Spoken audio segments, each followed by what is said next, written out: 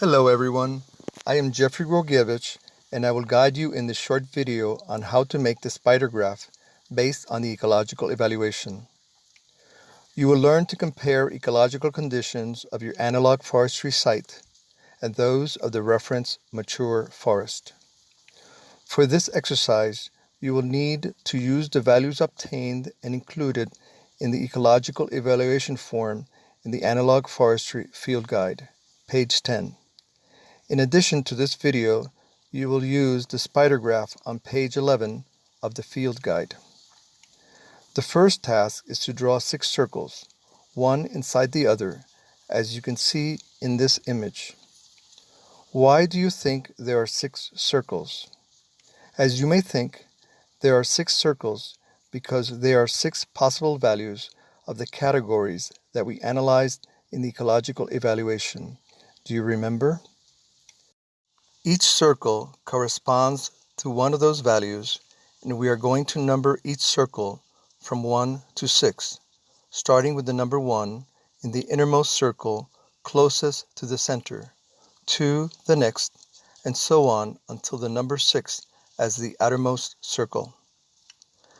Around the outermost circle, we are going to write the 9 categories that we analyzed in the ecological evaluation, that is, the 3 categories for the soil, which were soil profile, apparent density, and macroorganisms, the 2 of biodiversity, fauna and flora, 2 of structure, several stage and complexity, and the last 2 categories of productivity, ecological functions, and economic productivity.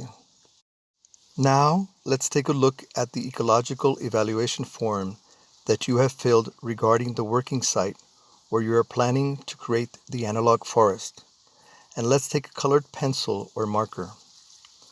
Let's start with the soil profile. What value did you put on the form for this aspect? Let's suppose it was 3. So on circle 3, near the category soil profile, place a big dot. Now let's continue with the next category, the apparent density. Let's suppose that the value in the form is 2. Then place another dot on circle 2 near the apparent density. In the same way, continue with the other categories of the ecological evaluation until you have 9 dots in total that correspond to the values of the 9 evaluated categories. In the case of fauna, we're going to take the value that we place in the average fauna box. Once you have marked all the points, join them with a colored line to have a closed polygon. Now let's take the other ecological evaluation form that we filled out for the reference mature forest and a marker of a different color. Let's start with the soil profile. What value did you put on the form for soil profile of a mature forest? Let's suppose it was 5.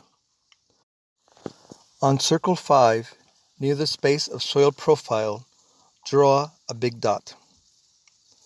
Now let's continue with the next aspect, the apparent density.